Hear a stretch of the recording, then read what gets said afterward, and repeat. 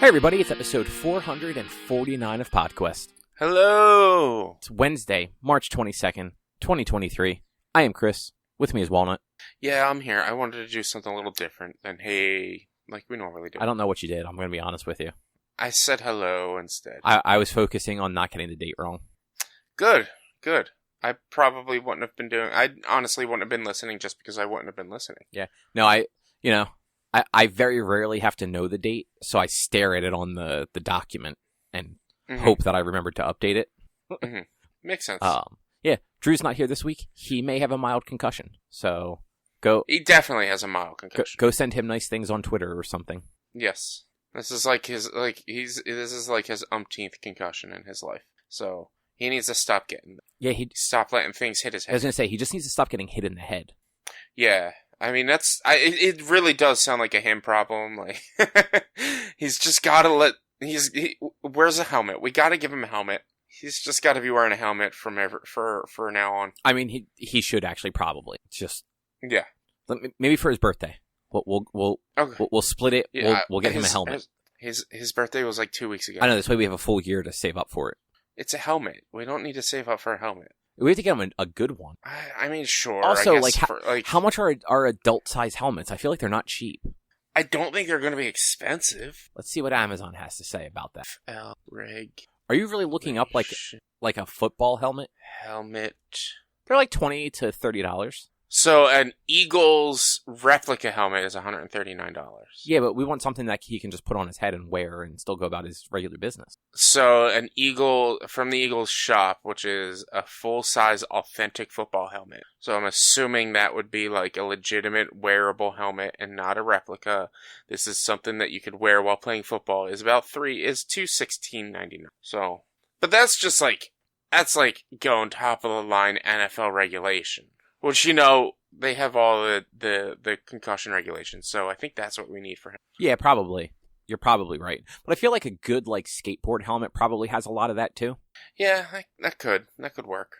And, it wouldn't, cover, his face. He'd still be able to eat regularly. I mean, you could take the face mask off of the helmet. Oh, I didn't know they came off. Helmet.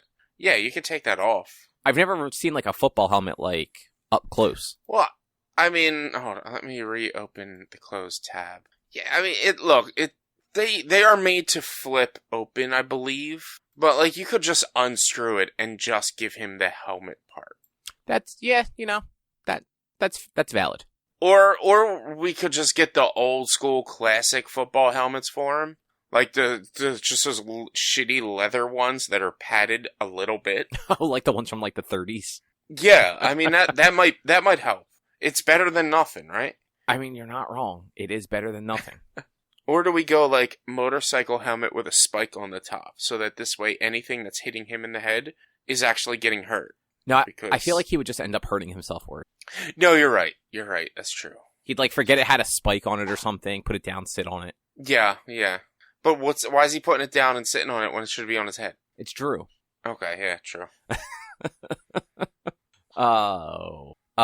What's on the agenda this week, Rich? I funded the Monster Hunter World board game back in 2020, and I opened the box this week, so we're going to talk about that a little bit, because we just got it. Literally took 3 years to get it because of the pandemic. Cobb, you've been playing Legend of Zelda, the Minish Cap, and I actually finished watching the original was it really fucking 98? Yep. Wow.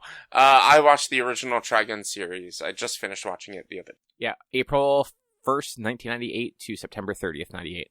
I did not realize. I thought it was older.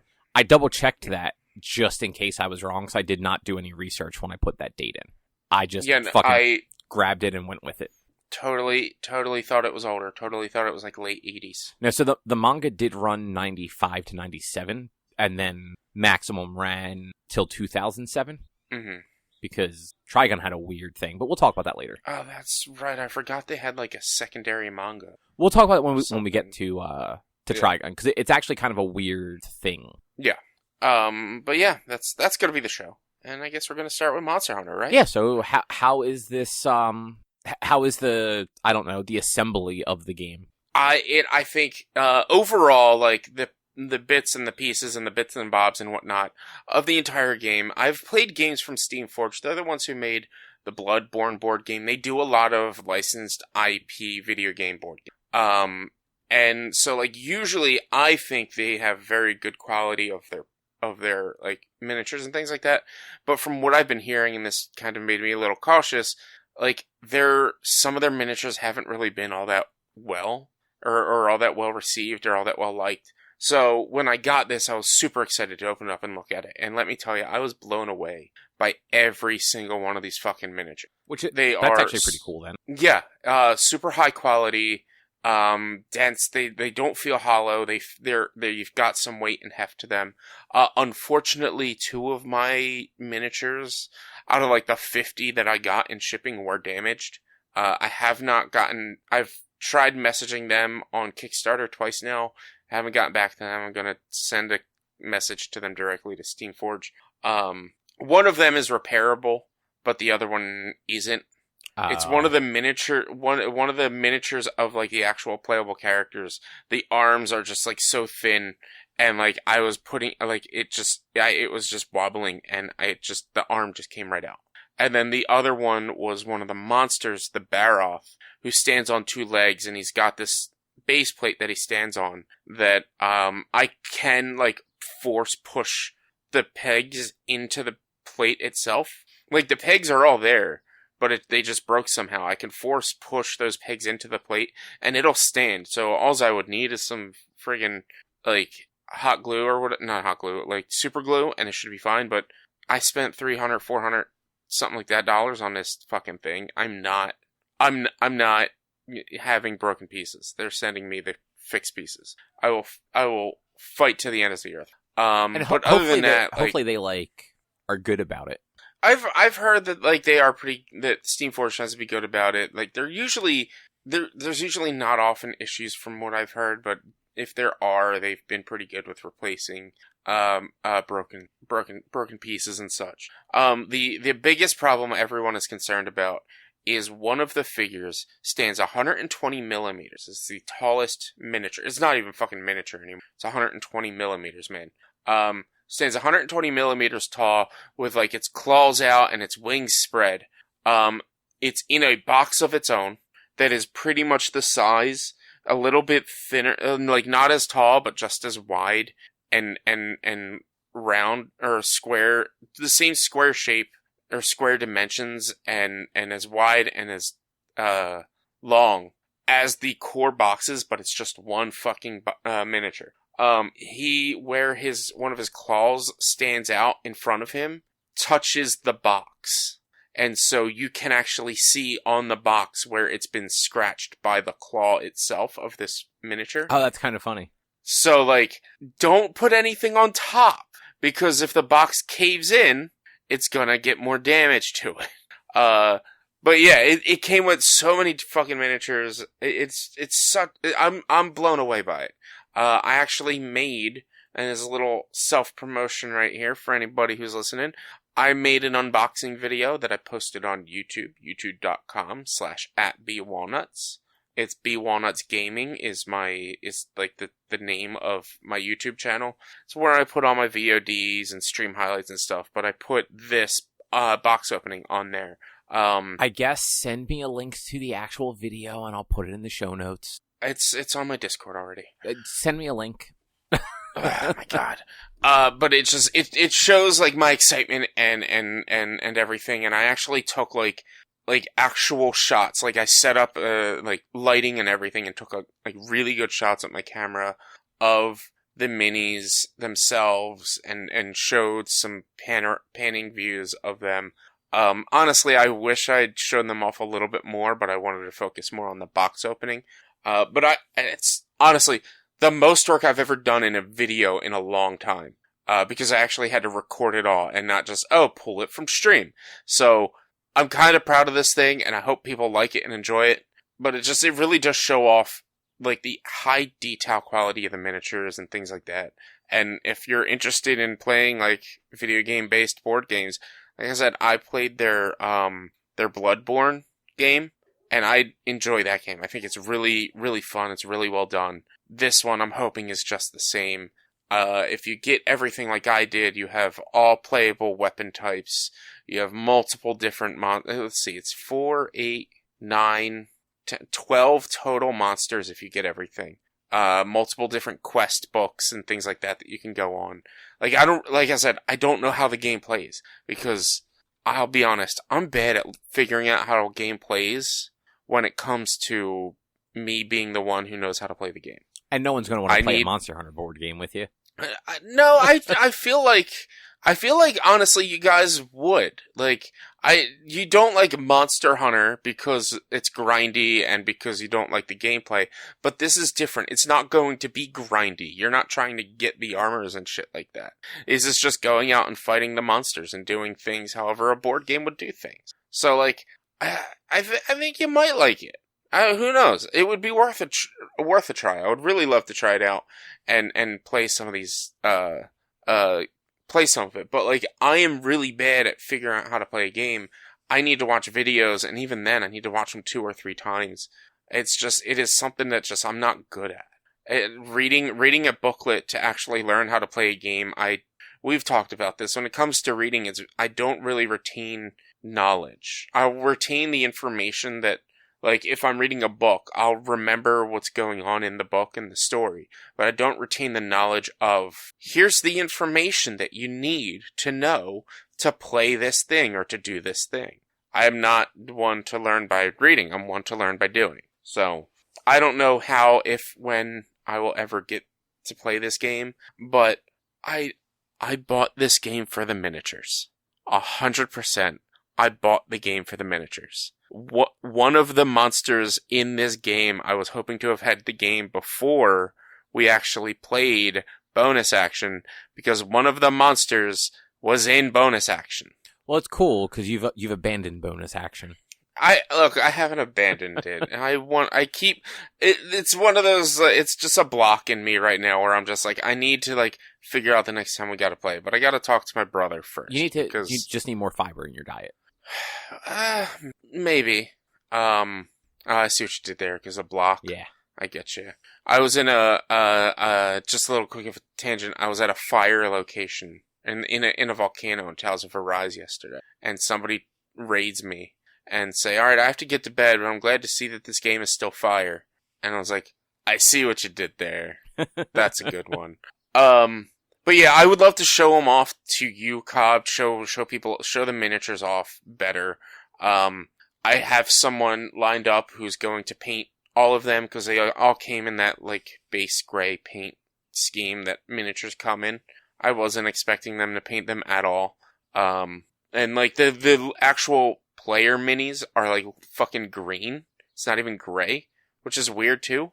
But like I can't wait to get them painted, and I just want to have them on display. Especially the Kushala de Oro, which is the 120mm one. This thing is beautiful. It stands super tall.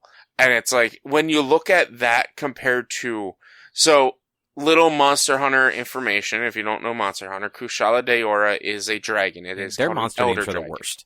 I mean, they're just so like, they're not bad names. They're just so like overly complicated. I mean, not really. I don't know. I've been playing the game for years, so it doesn't really bother me, I guess. But so Kushala is the wind dragon. Son of a bitch, Mike stand, stay up.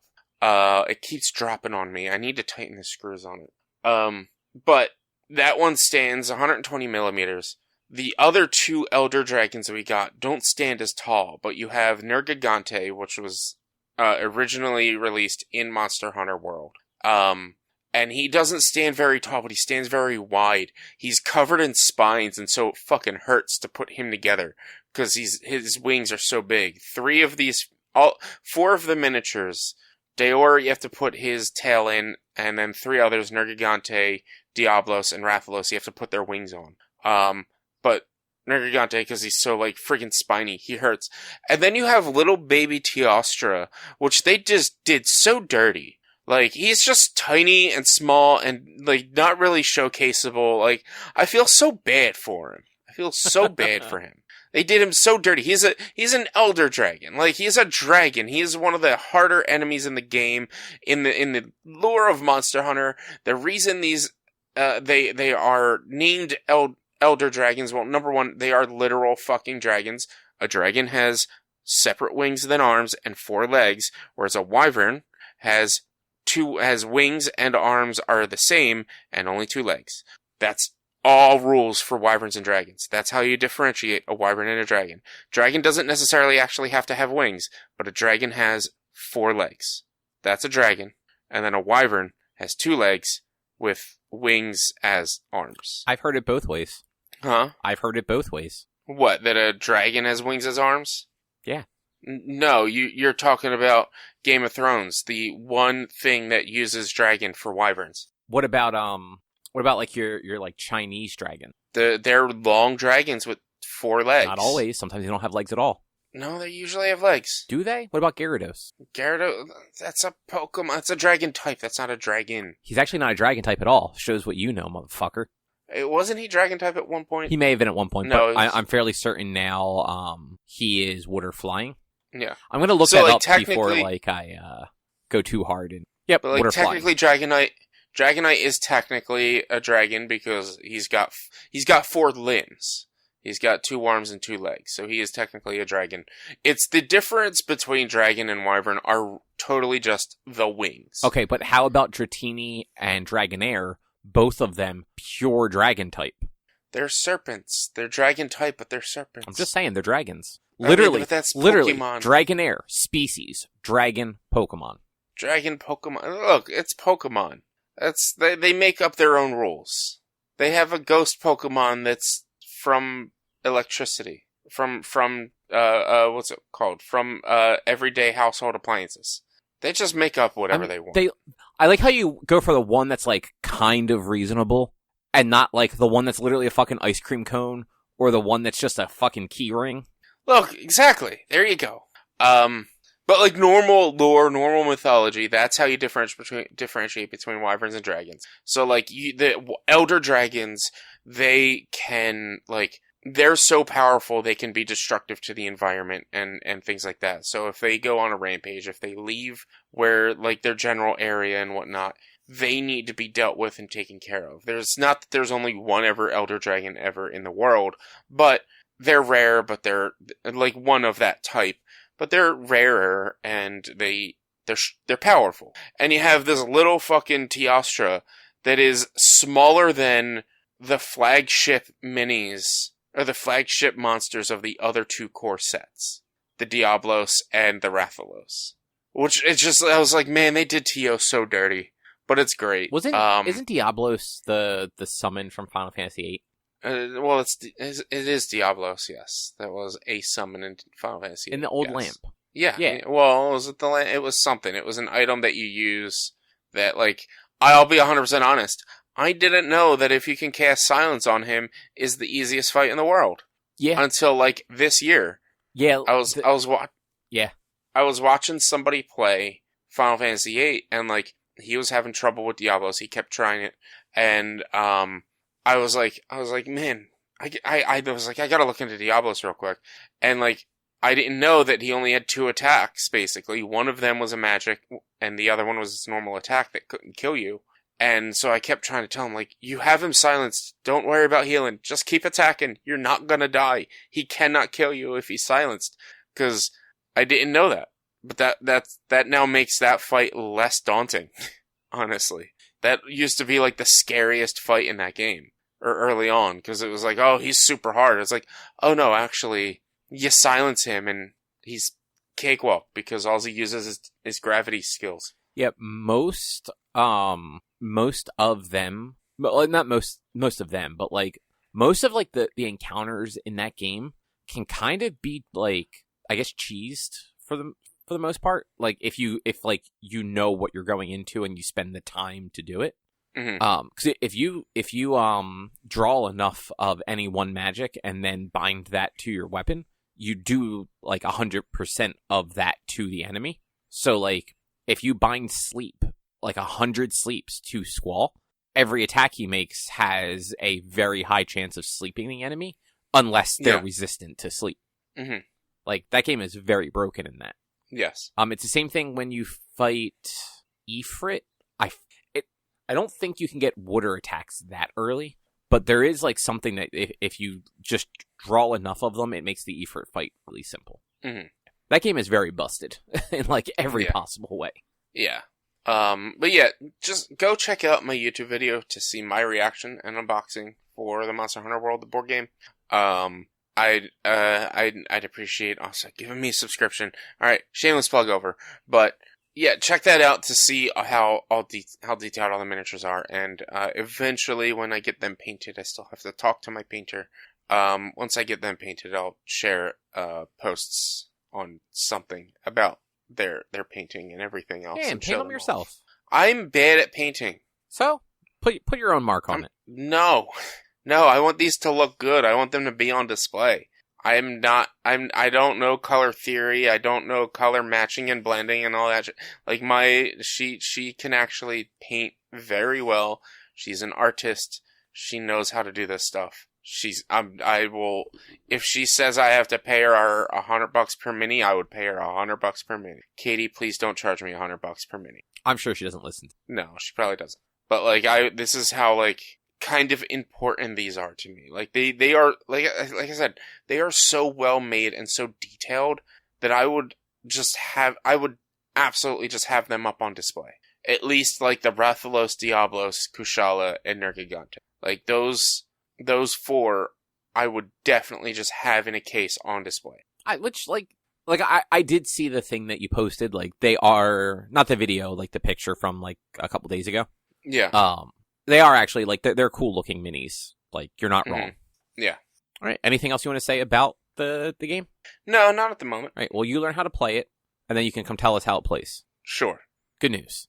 I mean, it is single player. It does have a single player version? Yeah, you can play it single player. It's 1 to 4 players. Oh, nice. That's good. Yeah, so like it's definitely something that I could try to do and figure out. Like do a whole fucking Monster Hunter World board game stream, solo Monster Hunter World board game stream. Or something. I was just about to say that. Like you should stream it.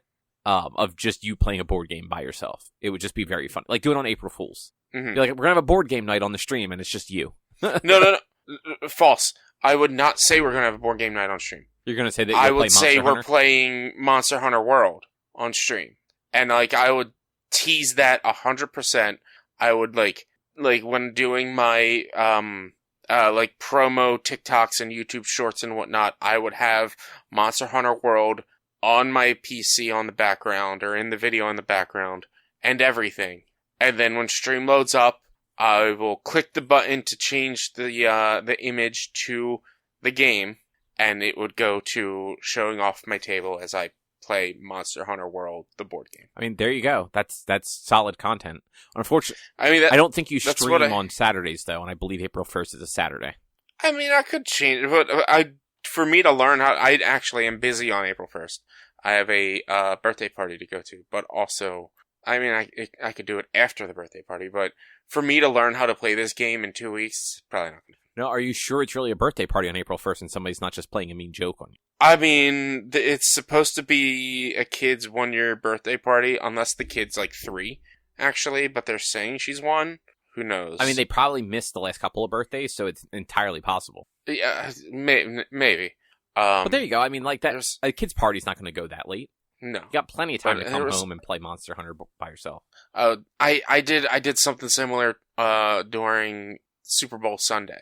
I said that we were going to play a football game, and that's all I said was a football game. And I used Xbox Game Pass to show like Madden or whatever is available on Game Pass on PC when I was taking my videos and everything. And then when we logged on, there is a game on Steam called Football Game, and it's a point-and-click adventure mystery game that takes place during a high school football game. I mean, that's cool. I thought maybe we were gonna say like you played like FIFA or like the Football Manager.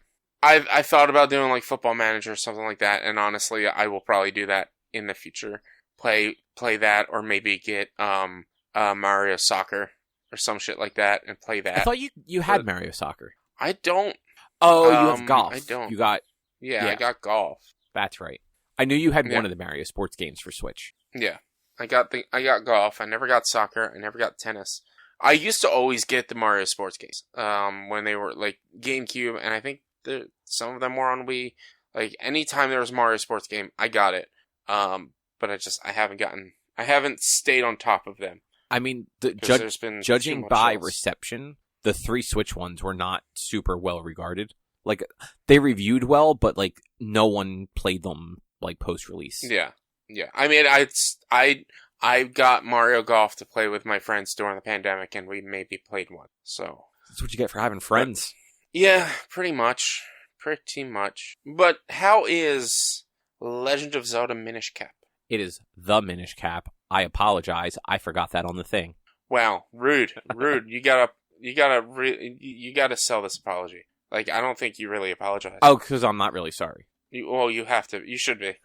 But yeah, so have you ever played Minish Cap? No, I haven't. Right. So from 2005, it was a GBA game. And I think it actually released in Japan the year before. So it was like the tail end of the GBA. It is on the Switch Game Boy Advance expansion pass deal. It is delightful. It's a very traditional, like 2D top-down Zelda, like your Link to the Past, your Link's Awakening, etc. It kind of, if you look at it stylistically, it looks similar to like the Four Swords games, or even like a little. It's not cel shaded, but it at least has some of the. You can tell it has inspiration from Wind Waker. Yeah, and apparently, as far as like chronology goes, it is actually the second game in the timeline. So the first one being Skyward Sword, and then Minish Cap, and then from Minish Cap, it actually goes into the Four Sword games. I never played. I never played at either of the Four Sword adventures, but I believe the bad guy from Minish Cap is also the bad guy in Four Swords. So there's that. The way this one starts out, the map is very similar to the Link to the Past map. You start at Link's house. Zelda is apparently your friend, and she comes to get you to go to like the Hyrule town festival thing. They're celebrating the Minish, who they have a different name for. It's like Picro. That once every 100 years, it's said that like this portal between worlds might open up. So they like have this celebration every year, and this is the 100th year. And you go to the festival with Zelda. You do some stuff. You make your way to the castle. And then the villain shows up and steals a thing. Finds out the thing he wants isn't in it. It's a chest that's supposed to be full of like light power. And then because it's empty, he then turns Zelda to stone. And Link gets the quest to go get this sword that can hold evil at bay repaired, because the bad guy broke it. So you get sent to the Minish people, who no one really knows if they're like 100% around, and they're tiny. So that's where like the whole Minish Cap thing comes in. You find a cap in the woods that can talk to you, and it's like, oh hey, jump on this stump and we can turn little. And you turn little, and at like anything that would have been like a non-hindrance to like full-size Link is like a death trap to little Link. So there's one point when you get small and it's raining, and the raindrops are basically boulders. If they hit you, you get damaged, just like if you get hit by a falling boulder on a mountain. Only they're raindrops. They fall much faster and much more frequently than the boulders tend to. Yeah. But it's like this.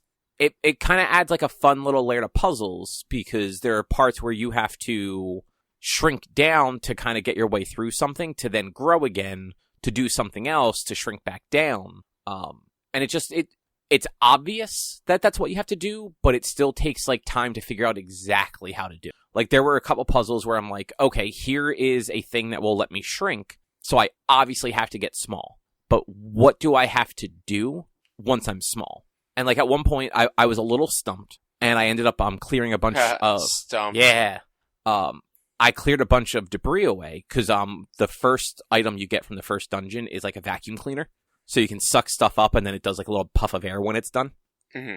And you can use it to like suck up bushes and fire and all sorts of stuff. So I used it to clear an area, and I find like this little crack in the ground, and I go and I fall into the crack in the ground, and there's like a person down there, and they're just like, oh yeah, like you should try this thing. And it tells me how to do a thing. I'm like, oh, that makes sense. And I go and do it. it's got really good game design. In the way where, sometimes you'll go into a game, especially a game that has puzzles, and either they're going to be too easy, like most of the stuff in like the Uncharted games or like the modern Tomb Raiders, they basically just immediately highlight the things that you need to interact with, and oftentimes they like the stuff is like painted different, so that's where you can climb or whatnot. And then some older games are just so obtuse that you're just staring at it, you're like, I have no fucking clue what you want me to do. Like, this makes zero sense to me. This game has that like nice in between where at one point you go into like this mountain area, and when you first walk in there is a cave you can go into, and there are like these beanstalks going up the side of the cliff. You climb both of them. It takes you up. There's like a chest on each one of them. You can get to the chest, but you can't get to anywhere else. But at the bottom, you see one of these plants that just hasn't grown yet. It is just sitting there by itself, leading up to the cliff where you definitely can go. So you just kind of look around, you're like, okay, I somehow need to find a way to make this grow. You go into the cave, and there's one of like the Deku guys that like spits the nuts at you. You reflect the nut at him, you then talk to him, and he's like, oh, hey, sorry, I was aggressive. I'll help you out. If you just go east a little bit, there's a cave. There's one of my friends lives there. He'll give you an item that'll probably help you out. And you follow his advice, and the person sells you a bottle. So you can then fill the bottle up with water, pour the water onto the not grown plant, and it immediately sprouts up. Mm-hmm. And then you get a little further in, and you find another one of those plants, but it's a different color. And it is green versus the other one had like a blue base. So I tried regular water. It didn't work. While I was going to get the water, though, there's like a spring water thing that's green. And I'm like, I probably need that somehow. Couldn't figure out how to get it, though. This is actually where I fell into the crack, what I was talking about before. And the guy's like, oh, yeah, like this type really only wants that green water. It's mineral water, I think they called it. So I'm like, okay, that's what I need, so I just need to wander around until I find, like, whatever the secret path is to get it. And after, like, a little, like, trial and error of, like, big and small and back and forth, I found that there was a path as Little Link to go over there, and all of your items shrink with you and then grow back up in a weird... Like, I don't understand how that part works, I'm going to be honest with you. Like, I was little tiny Link, I go over, I scoop up water into my bottle. When I grow, everything grows with me, and the bottle is full of water still, even though I really only took, a drop of water, theoretically. It's a game of proportions. It proportionately grows to how much you work, how big it should be when you grow. I guess, but the thing is, like, if it shrinks with me, sure, it would grow back up. But I feel like if I get it while I'm small, it should not expand as well. It's maybe... They're magic bottles that would take however much it would take, no matter what size you want. All right, I'll allow it, but only this one. I'm just saying, like, there's probably a magical explanation, and it has something to do with the fact that you're playing in a game where you're a magical mute child trying to save the world by shrinking. That's fair. But it's so far it's really well done. I am 2 dungeons in. They've already given me 2 new swords. Like, this game's just like, you want swords? Here's swords. Yeah. You start out with just a regular, like, boring ass sword, and then after the second dungeon, you get the reforged, like, hero sword. It's just not all powerful yet, and then they immediately have you go to a temple and power that sword up with the 2 things you got from the first 2 dungeons. I'm like, I still have 2 more dungeons to go. Why not just wait and do all 4 at the same time? But I'm like, whatever. Like, we're just going to go with this. And there's a guy... So the one weird thing... You know how, like, basically as soon as you get a sword in most Zelda games, the first thing they do is teach you the spin attack? Yeah. This one, you actually don't get it until after the first dungeon. Like, it's actually, like, locked behind, like a wall, essentially. You finish the first dungeon... Then you go back to, like, the castle town, because you have to go to the other side of the map. And there's a guard there who's like, sorry, I can't let you pass. I don't care if you have a sword. Like, you probably don't even know how to use that sword. So you have to go find a teacher. And there's a dude in, like, a house that teaches you different sword abilities. The first one he teaches you is a spin attack. Once you learn, but he won't teach you any more. He'll only teach you one attack per sword. So you get that. You then go back to that guard, and he's like, all right, well, show me your spin attack. So you show him the spin attack, and he's like, all right, cool. No, you're the real deal. Go ahead. I'm like, I love the thought that the spin attack is an attack known worldwide, and that is the basis of sword fighting is the spin attack. well, so the lore in it is basically the teacher is like the world's best swordsman. So the fact that you went to this guy and learned the sword move, he lives in Hyrule, so like he's like a known person to the guards and all. But he also teaches you to use your sword to break bottles. Mm-hmm. And I think I still have to go back to him one more time. So once I got like the repaired sword, I went to him. That's when he told me how to break bottles. I don't think I've gone back since I powered up that sword though. So I don't know if he'll have like a third thing to teach me, or if I'll have to, if like something else has to happen before I learn like another move. Mm-hmm. But like so far, like it plays very much like your traditional Zelda games. There are dungeons. The dungeons have a map, a compass, and like a special item, and then the big boss key to get into the boss store. The 2 items I got so far was that vacuum cleaner thing and a magic cane, kind of like. Did you ever play? You played Link to the Past, right? No. For some reason, I thought we made you play that one. Nope. I have not. I have not been made to play Link to the Past yet. You should play Link to the Past. And I hear that all the time. I'm not against playing it. It's just I don't own it. I don't have any way of playing it. It's on the Switch. I don't think it was for a while, and that's why I never. It was one of the first Super Nintendo games that they added onto it. Oh, I stopped Retro Nights shortly after SNES were put on it. Well, you also, I think you kind of burnt out. Isn't the word I want to use, but it's the only one I can think of after Zelda 2.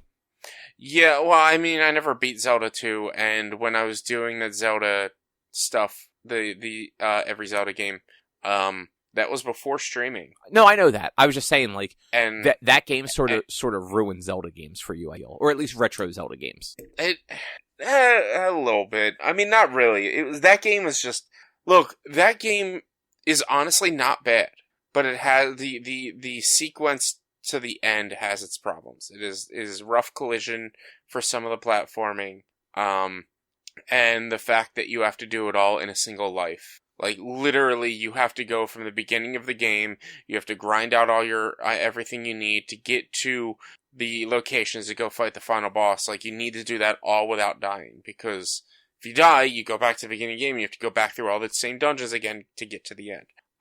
Like, it has its flaws, but it's honestly not that bad of a game. It's definitely the worst Zelda game, but it's still, like, I don't think it's that bad.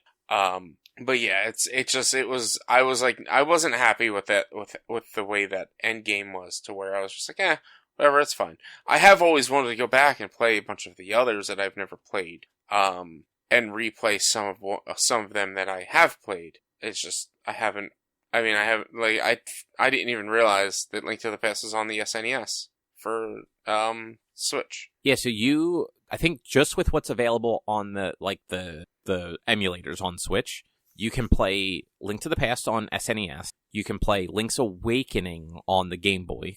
It's the Game Boy Color version of it. Mm-hmm. I don't think they're on there yet, but they did say they're adding Oracle of Ages and Oracle of Seasons to the Game Boy. Yeah. Minish Cap is already on there. If they're going to just keep adding Zelda games, they'll probably add Four Swords, I would think, at some point. And then I've played Four Swords though. Okay, and then Ocarina of Time and Majora's Mask are both on the N64 one. Yeah, but which Majora's Mask I've never played. Majora's Mask is actually really good. I know it. People did not like it at the time, but I feel like that has kind of like come back around. I feel like it was a sleeper. Like, people didn't like it at the time because it had the whole time thing. But that was just like, all right. I mean, what doesn't it take like still like an hour and a half for the 3 days to pass or something like that?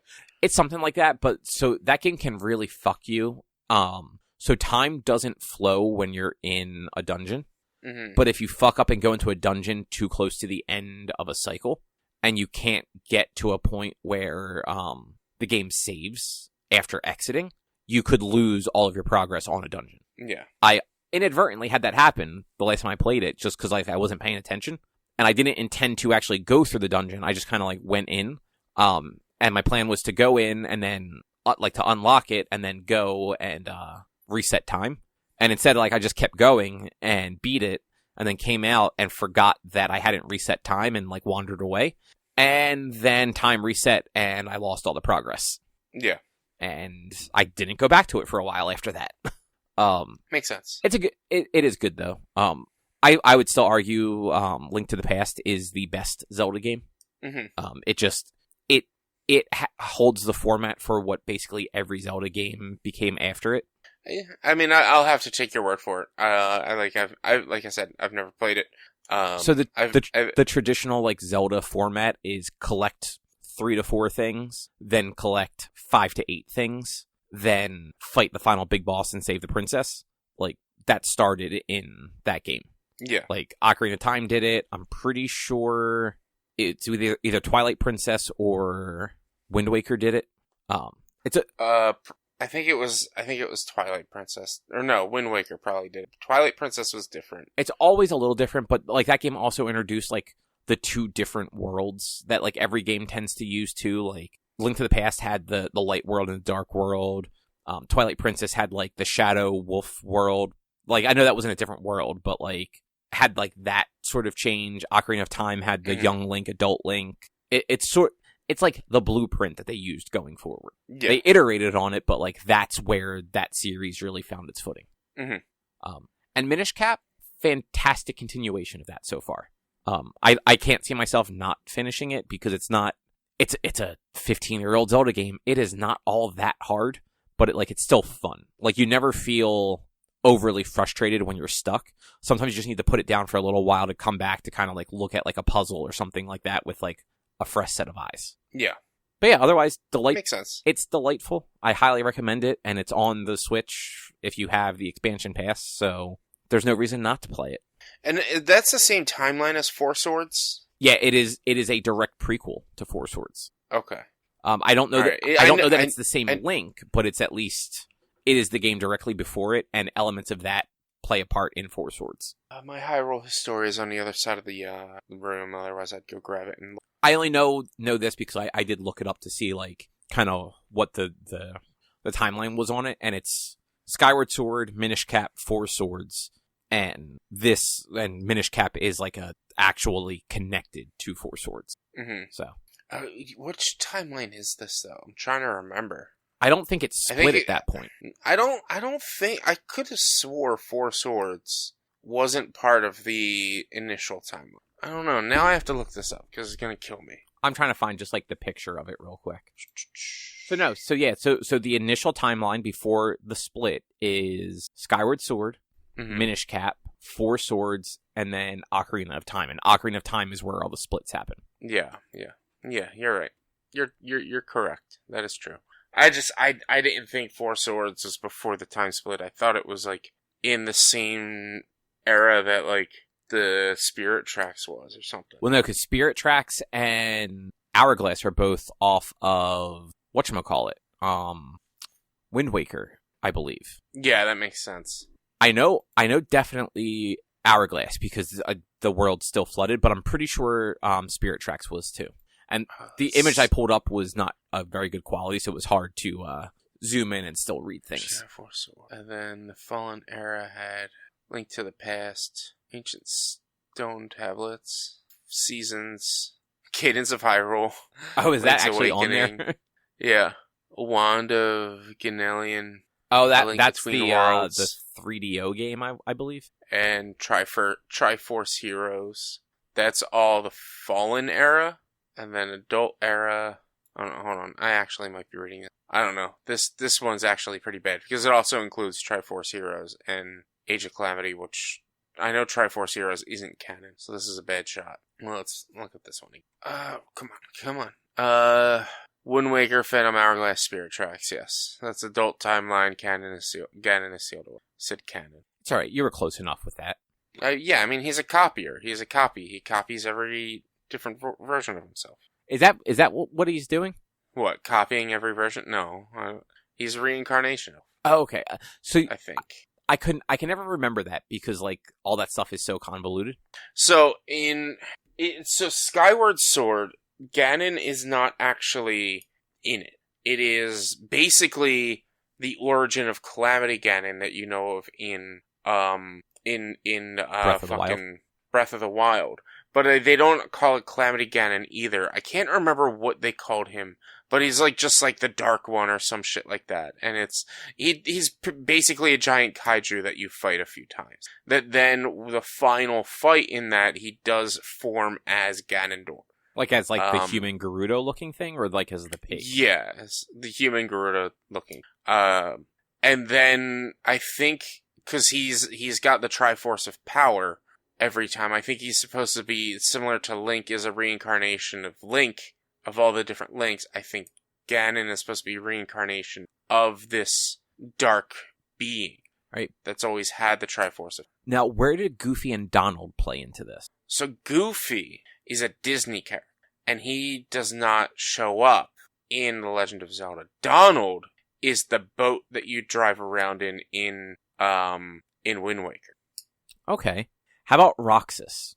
Okay, so Roxas. All right, this is a tough one. It's gonna get a little intense with this one. So you meet Roxas in Four Swords. When you grab the Four Swords item, the sword that breaks you up into 4 personalities, that is one of your personalities. Wait, is that what Four Swords is about? Yeah, you grab a sword that breaks you up into 4 different people. I didn't know that. Yeah, that's why it was made as a multiplayer game. I knew that. You could play it single player, and you would just move around as a square of 4 links. I almost said Zeldas. Or you used the Game Boy Advance connector with your GameCube, and you would play around. It was a GameCube game, but if you wanted to play with other people, you needed a Game Boy Advance connector. You needed a Game Boy Advance because you would connect that and say you went into a dungeon and I stayed outside, well, you would then be playing on your GBA while I'm still doing stuff outside of the dungeon. And there would be certain dungeons that were all just in your GPA, whereas others were on screen. Okay. I vaguely remember that. I also just looked up the game. I forgot the original Four Swords was like the pack-in with the GBA version of A Link to the Past. Yeah. So that actually explains a mechanic in Minish Cap then. So in Minish Cap, after you power up the sword for the first time, you get like this little cutscene, and there are these like glowing tiles in places, and you're told to go stand on one and then charge your sword up like you're doing a spin attack. And when you do, like a bar starts filling up. Once it's filled up, if you move to another of those glowy squares, the one you left behind becomes like a copy of Link for a little while, and like moves and does everything you do. So you end up using it to unlock the door in that room by like spawning him on an adjacent platform so that you can both hit a switch. Mm-hmm. So they must have taken the idea, because Four Swords came out first, that like taken that idea into Minish Cap, and that's how they explain the change, because your sword is it's got 4 powers to it. It's like the 4 elements, and looking at the 4 swords on here, it looks like the 4 elements. Yeah, and it's 4 different links with 4 different colors, and it's supposed to represent fire, wind, earth, and water, I guess. Yeah, and that's what you're doing in Minish Cap, is you're trying to reforge and reinfuse this sword for like its magical powers. So like right now, I think I just have like wind and fire, I guess, based on the dungeons I've done. So that makes sense. Okay, look at that. We pieced the lore together. We figured it out. Do you have any other Kingdom Hearts characters you want to know? No, we were talking about Zelda. Oh shit! Sorry. Man, this guy. Look, it happens sometimes. No, and I think we can probably move over to Trigun now. So you went through and rewatched the original series? Yeah, so, I mean, I guess you could call it a rewatch. I had seen a majority of the original series back when it was airing on, Midnight Run or whatever, or Toonami, whatever the fuck it was called back then. It was Adult Swim. Adult Swim, but, like, I think it was, like, for the anime portion, it was, like, Midnight Run or something. So, that might have been on Saturdays. Yeah, the Midnight Run was Saturdays. It was still Adult Swim. I don't even think they didn't even label it as Toonami at that point. It's just, this was the era where Adult Swim was mostly anime. Yeah. And so, like, I had watched portions of it, bits and bobs here and there. Like, I'd seen the ending book. I've seen, like, the sad episode about Wolfwood, but I just never seen it all the way straight through. And with Rampage, or Stampede, not Rampage, but Stampede having, I think they're 10 episodes in so far, having been released, I'm like, I want to watch the original, and then I want to watch Stampede. I just want to be able to, like, not compare them, but just, I want to be able to say I watched the original, and then watch this one.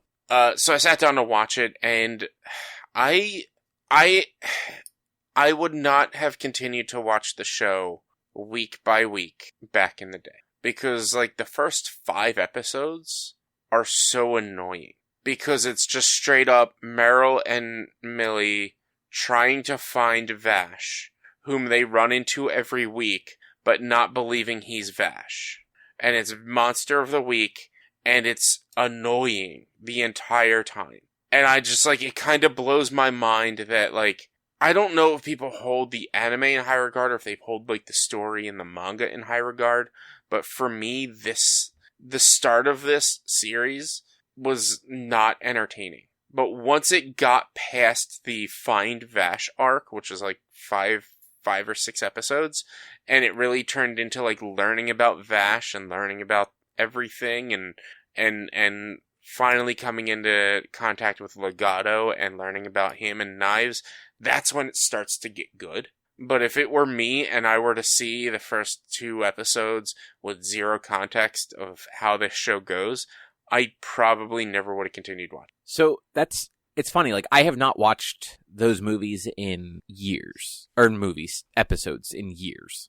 I couldn't tell you the last time I actually sat down and watched Trigun, but I remember enjoying those first few episodes, and then, yeah, you're right, they are they're Monster of the Week, they're silly, but then it's like episode 6 or 7 where, it's the train, or it's some sort of, like, moving vehicle thing. Yeah, like, it's the Sandcrawler. Yeah, that gets taken, hostage, and that's, like, the first time you see Vash become, like, serious, and, like, that's sort of, like, the turning point in the show.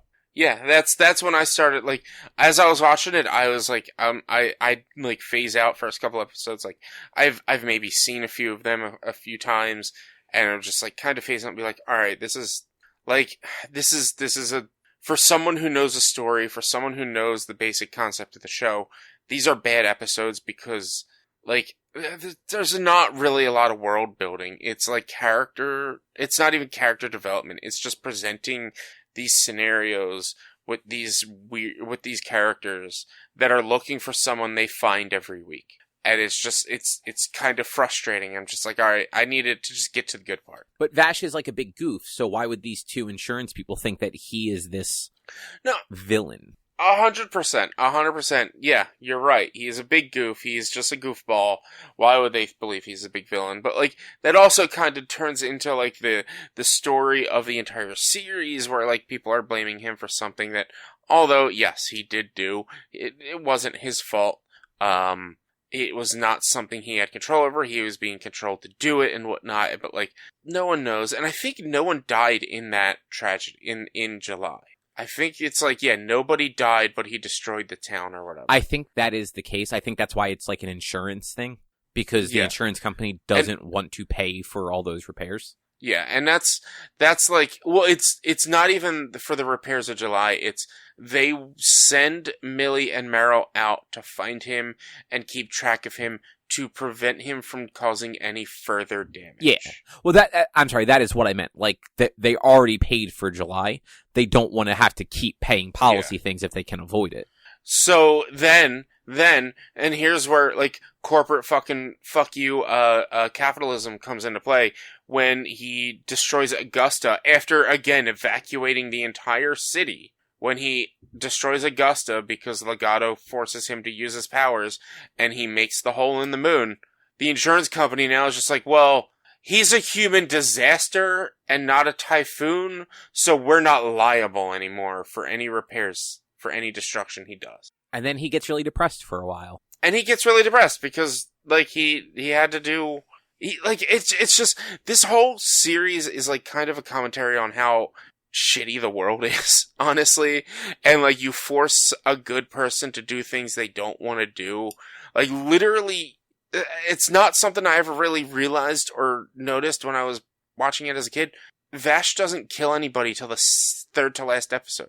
Yeah, and he does it reluctantly. Yeah, he reluctantly kills Legato because he had to. He didn't want to, but there was no way out. And it was kill him or the two girls die. And it's just like, man, this fucking sucks. Like, these people are shit to him. He just wants to live a normal, peaceful, happy life. And you got these people that are either using his name to cause fear throughout pretty much the entire series. At least once every 3 episodes, you run into somebody who's using the name of Vash the Stampede who is not Vash the Stampede. Even after the Find the Vash arc, you still run into people who use Vash the Stampede as their name to cause fear in people rather than make their own name and be their own person. But you know what? If you keep the bounty off your head, then and blame it all on Vash, then alright, you can still do crimes. But it's just it's such a interesting series. The end sequence is the ending fight between him and Knives is just I wouldn't say it was good, but it was different. You can also obviously tell within the last 5 to 7 episodes, they were definitely running out of funding for the show. Because they weren't necessarily reusing scenes, but there were a lot more still frames. There were a lot more scenes of nothing going on. And fucking Wolfwood, you don't even get to watch his fight that causes him to die. It's just flat out he stops the enemy that he was chasing, and then his former teacher shows up or whatever. And he's like, alright, let's do this. And then the next scene, he's beat up and is talking to Vash and then goes to the church and says his confession.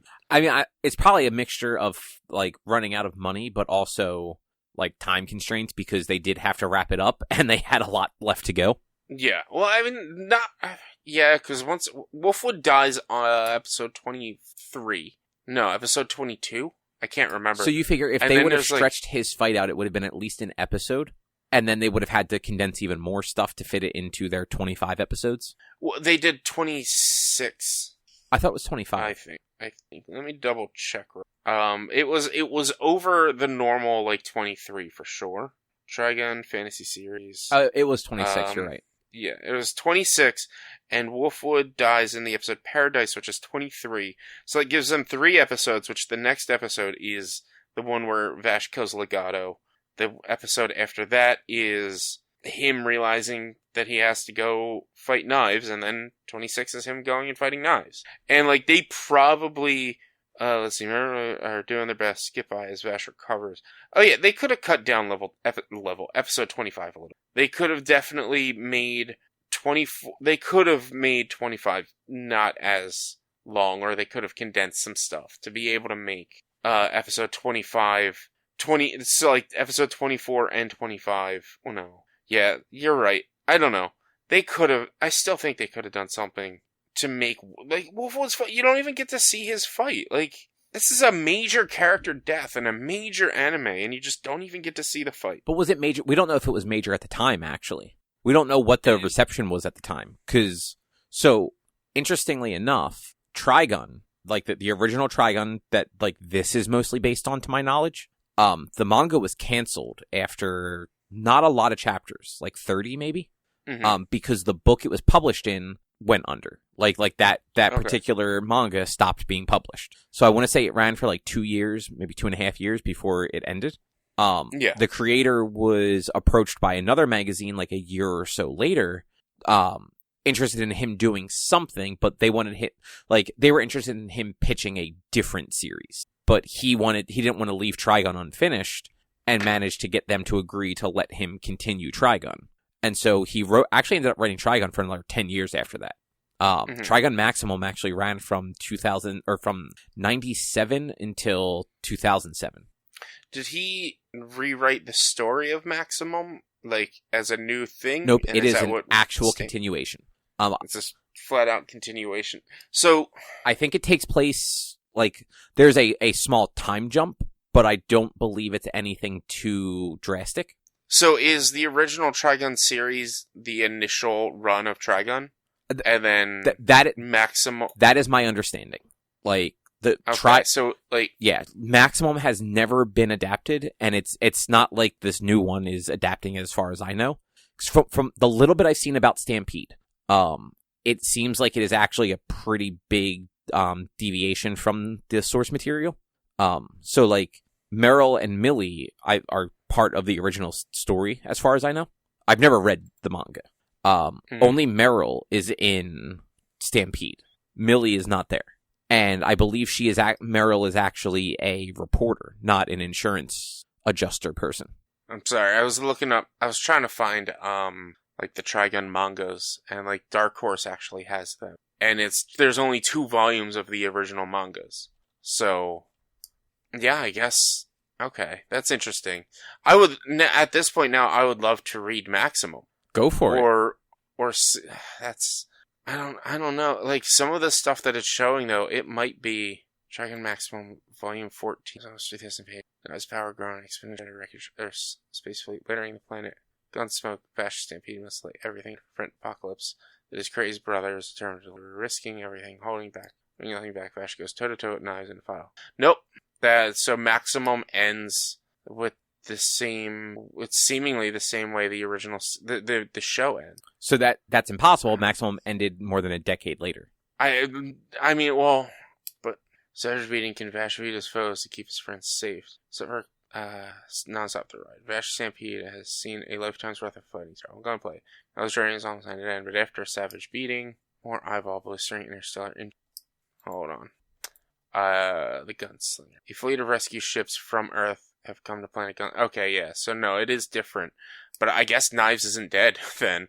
Cause like, it's showing in Volume 7, experience in the heaviest days, rather his struggle with his brother and destruction. Knives as the revelations of mysterious past are unveiled, so too are secrets Wolfwood brought to light, but what's past is prologue and present promises exposed. So, I don't know, because like Wolfwood's still in Maximum, but Wolfwood is dead dies in the anime. So, do we actually see him die?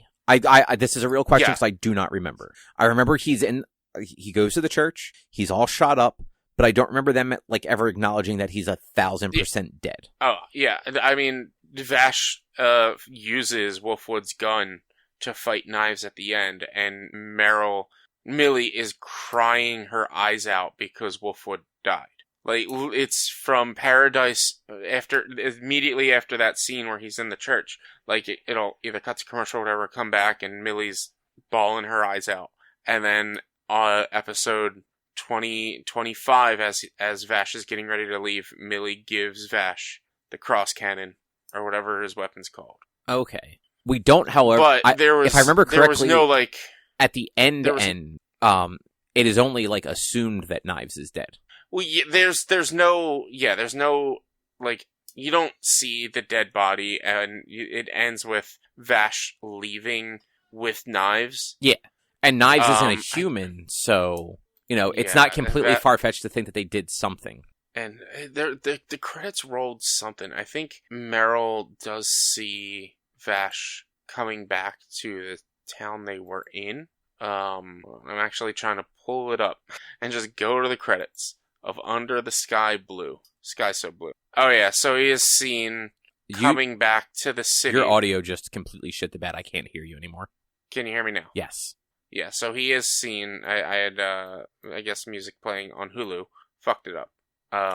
Did you open up the Hulu so you could see what happened? Yeah. Cause it plays in the credits, like stuff continues to go on with credits. Right. I do vaguely remember that.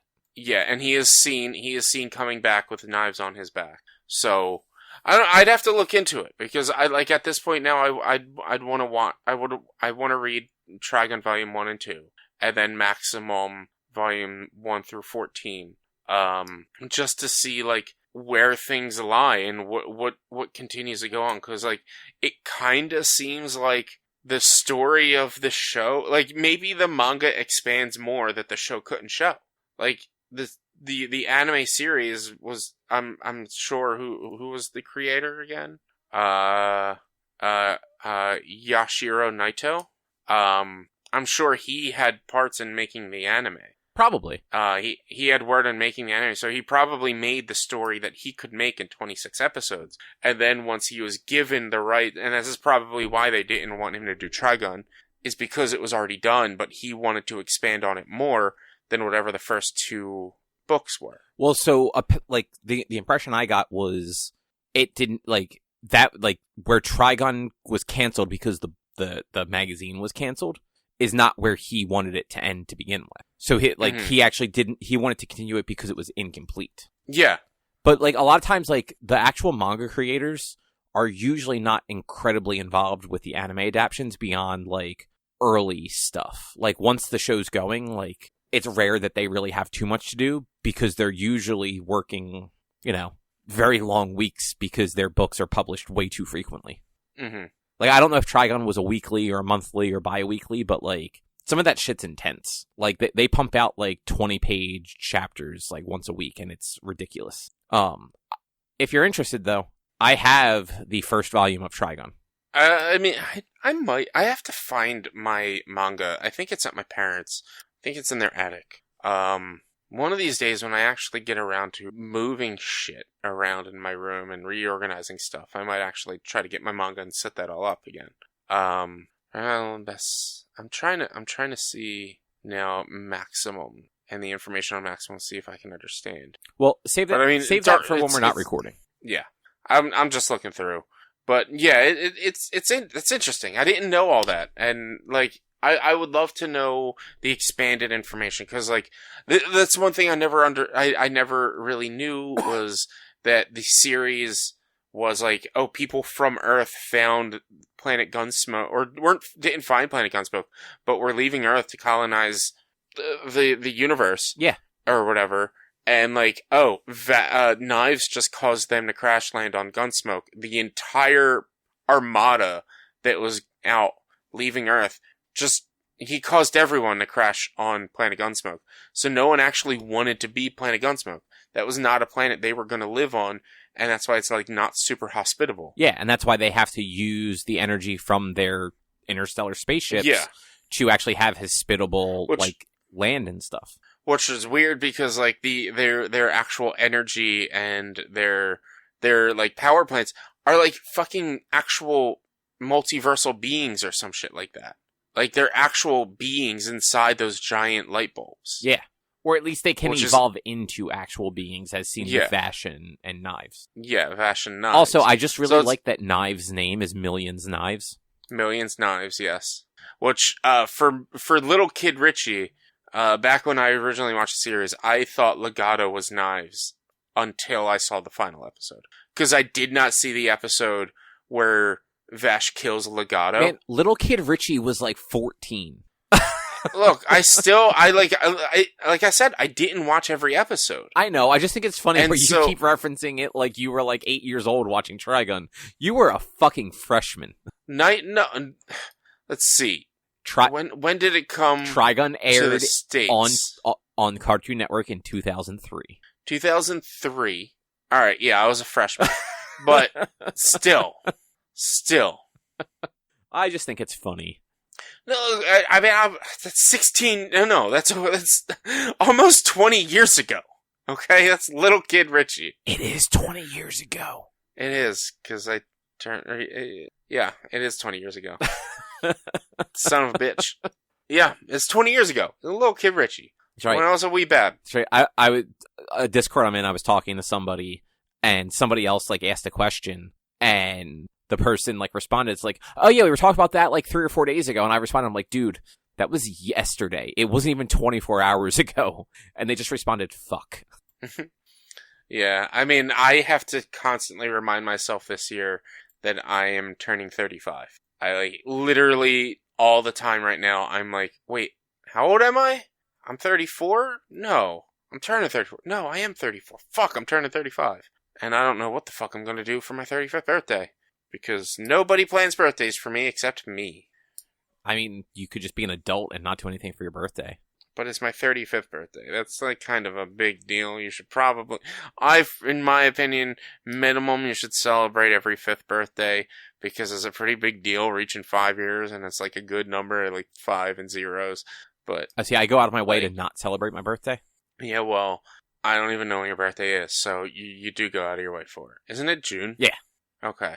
I figured that out at least. Yeah, like one of my favorite parts about having a job where I don't actually have like direct coworkers is I never have to deal with that like awkward office birthday stuff. Oh god, the awkward office birthdays. So we did like the birthday club with my group in my past job. This is going off on a tangent. We did it for a long time, and it would be like, oh, let's collect $10 from every person, and that'll cover a cake and a card and whatnot, and blah, blah, blah, and we'll sing to them. And if you don't want to do it, you don't have to do it, and it's fine. We eventually stopped doing it because, like, I don't know why. I think we stopped doing it because there was always cake left over, and there was always cookies left over, and no one was eating them, and no one was taking them home. So, why do it or something? I don't know. But I remember when we stopped doing it, I was a little happy, but also bummed out because it's like, oh, well, we're not celebrating people's birthdays. I was happy because of no more awkward happy birthday song. But I decided, just out of the kindness of my heart, not even asking money, I'm like, you know what? I'm going to just bake brownies for everyone's birthday. So I got the list of birthdays, and every time their birthday would come, I'd be like, what do you want in your brownies? And I would make them. And I remember somebody was like, oh, I want Reese's in my brownie, in the brownies. Sure. Accidentally overmixed them to where you didn't actually get chunks of Reese's. They were just very well spread throughout the entire thing, so that like you got a little bit of the peanut butter flavor, but you didn't actually get chunks of Reese's. And she actually gave me shit for it. See, that's I'm like, fun. I did this out of I didn't ask for money or anything. I did this out of kindness of my own heart, and I'm giving you the fucking brownies, and you're just gonna turn around and then 2 birthdays later, somebody else also wanted Reese's, so I did that. And she's like, this is what mine were supposed to taste like, or whatever. And I was like, I'm not doing this next year. Fuck you. One person ruined it for everyone. Good job. Yeah, see, the most my office does is they send an email at the beginning of the month, and it just simply lists, like, the people's, like, birthdays that month. And, like, I think they still give, like, a gift card. Like, I think I get, like, a Dunkin' Donuts gift card on my birthday. For like $10 or whatever, $15. But like, I don't get messages from anybody. I don't see anybody. None of my clients know my birthday. So like, plus I'm usually off. So there's never any of that just like awkward like stuff. Yeah. And it's great because yeah, I do not celebrate my birthday. Like the most we'll do is like maybe we'll go get dinner and that's it. I try.